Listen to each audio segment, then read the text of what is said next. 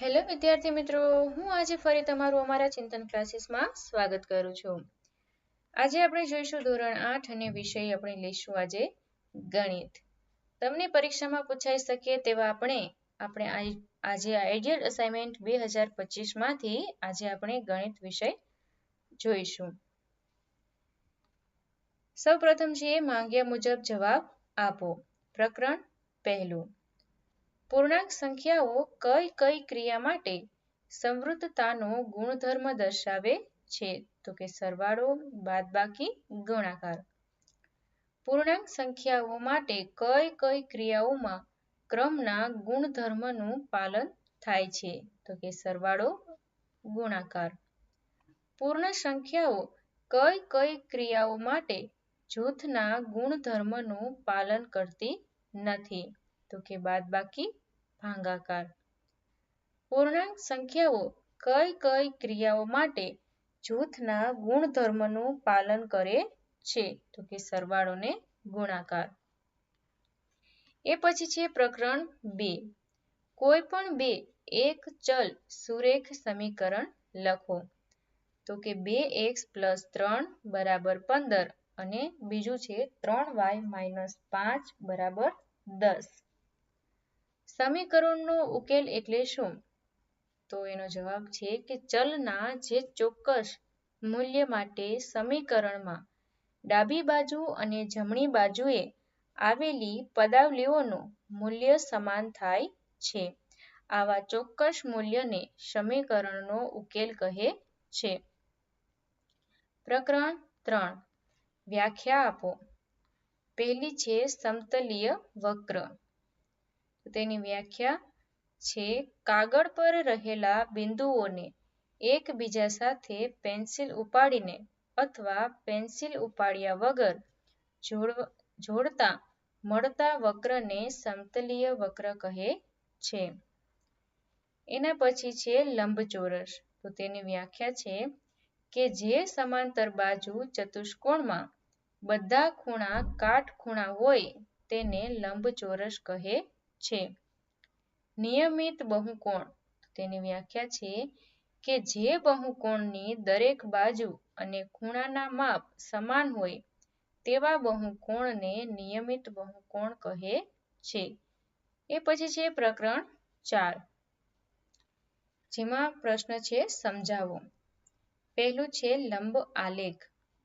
તો કે રેખાખંડ કે સમાન પહોળાઈવાળા સ્તંભોની મદદથી કરવામાં આવેલી માહિતીની રજૂઆતને લંબ આલેખ કહે છે. આ સ્તંભોની લંબાઈ જે તે ચલની કિંમતના સમપ્રમાણમાં હોય છે તેની જાડાઈનું કશું મહત્વ હોતું નથી. દ્વિલંબાલેખ.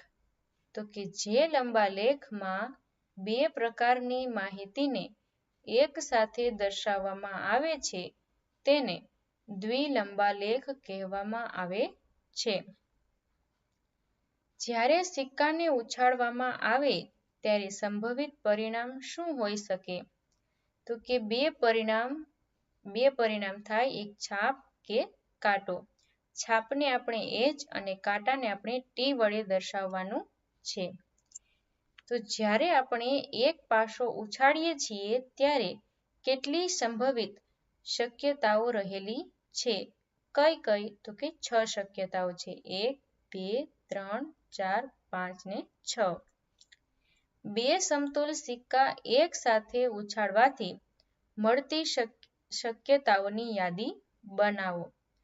તો કે છાપ છાપ, છાપ કાંટો, કાંટો છાપ અને કાંટો કાંટો. આપણે આગળ જોયું એમ HH, ST, TH અને TT એટલે કે H છે એને આપણે H અને છાપને આપણે H અને કાંટાને આપણે T વડે દર્શાવ્યું છે. જે તમારે યાદ રાખવું કે કોને H અને કોને T વડે દર્શાવવામાં આવે છે. પ્રકરણ 5. 2 થી 100 વચ્ચે આવતી પૂર્ણ વર્ગ સંખ્યાઓ લખો. 4, 6, 16, 25, 36, 49, 64 અને 81. કોઈ પણ સંખ્યાનો વર્ગ કરતા તેના એકમનો અંક કયો મળી શકે? તો કે 1, 4, 5, 6, 9, 0 મળી શકે. કઈ સંખ્યા પૂર્ણ વર્ગ ન જ હોય? તો કે જે સંખ્યાનો એકમનો અંક 2, 3, 7 કે 8 હોય તે સંખ્યા પૂર્ણ વર્ગ ન જ હોય.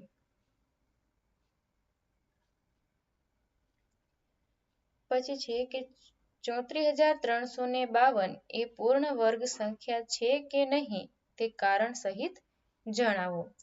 તો કે પૂર્ણ વર્ગ સંખ્યા નથી, કારણ કે તેનો એકમનો અંક 2 છે. એના પછી છે પ્રકરણ 6. 1 થી 100 વચ્ચે આવતી પૂર્ણ ઘન સંખ્યાઓ લખો.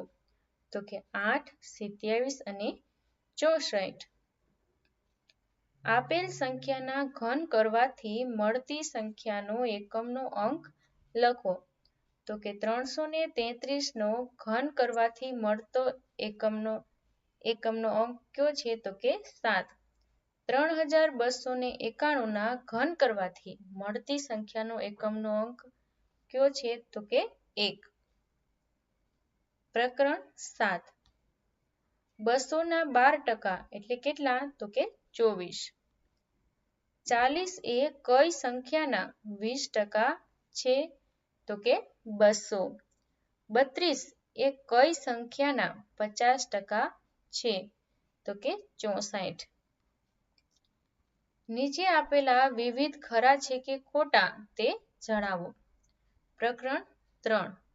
લંબચોરસ નિયમિત બહુકોણ છે? તો કે ખોટું. સમાંતર બાજુ ચતુષ્કોણના વિકર્ણોના માપ સમાન હોતા નથી. તો કે સાચું. પતંગાકાર ચતુષ્કોણમાં બંને વિકર્ણો પરસ્પર કાટખૂણે દુભાગે છે. તો કે સાચું. પતંગાકાર ચતુષ્કોણમાં મોટો વિકર્ણ બીજા નાના વિકર્ણને દુભાગે છે. તો કે સાચું. દરેક સમબાજુ ચતુષ્કોણ સમાંતર બાજુ ચતુષ્કોણ છે. તો કે સાચું. દરેક ચોરસ લંબચોરસ છે, પણ દરેક લંબચોરસ ચોરસ નથી. તો કે સાચું.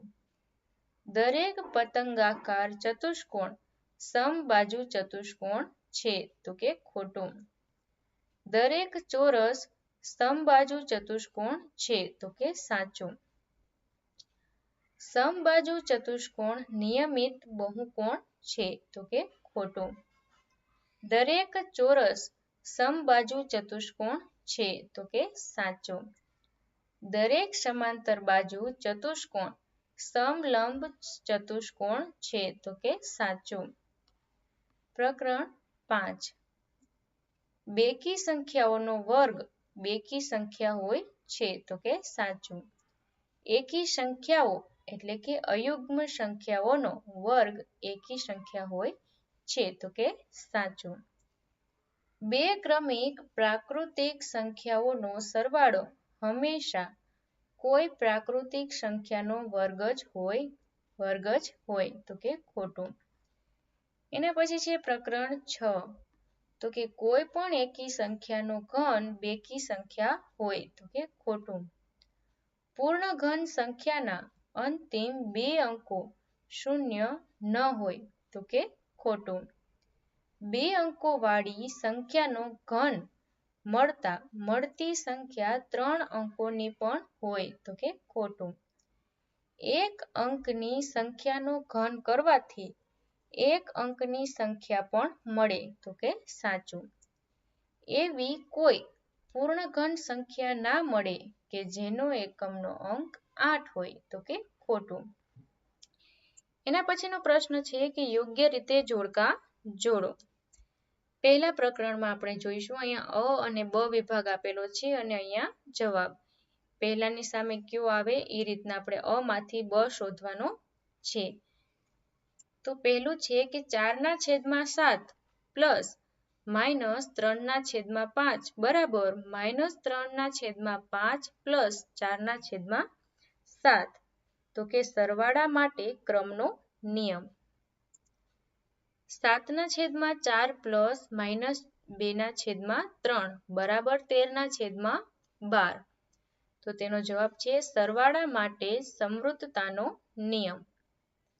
-1/2 પ્લસ 2/3 પ્લસ 3/4 બરાબર 2/3 પ્લસ 3/4 પ્લસ -1/2. તો કે સરવાળા માટે જૂથનો નિયમ. 0 તો કે સરવાળા માટે તટસ્થ ઘટક. એ પછી છે પ્રકરણ 2. આમાં પણ આપણે અ માંથી બ શોધવાનો છે. તો 7x પ્લસ 14 બરાબર 8x પ્લસ 7. તો કે x બરાબર 7. 10x પ્લસ 15 બરાબર 5x પ્લસ 15. તો તેનો જવાબ છે x બરાબર 7. 3/2x પ્લસ 10 બરાબર 1/2x પ્લસ 40. તો કે x બરાબર 30. 7/4x પ્લસ 40 બરાબર 10/4x પ્લસ 30. તો કે 3x બરાબર 40. એના પછી છે પ્રકરણ 4. પાસા પર અંક 1 મળે તેવી સંભાવના. તો કે 1/6. પાસા પર અયુગ્મ અંક મળે તેની સંભાવના. તો કે 1/2.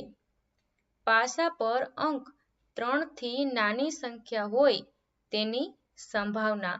તો કે 1/3. પાસા પર મળતો અંક 5 કે તેથી મોટી સંખ્યા ન હોય તેની સંભાવના કેટલી? તો કે 2/3. એના પછી છે પ્રકરણ 5. 7 નું વર્ગમૂળ. તો કે 3. 0.09 નું વર્ગમૂળ. તો કે 0.3. 0.00009 નું વર્ગમૂળ કેટલું થાય?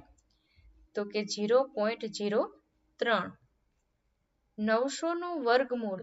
તો કે 30. આ જ રીતે તમને અમારા વિડીયો સૌ પ્રથમ મળી રહે તે માટે તમે અમારી ચેનલને લાઈક, શેર અને સબસ્ક્રાઇબ કરો.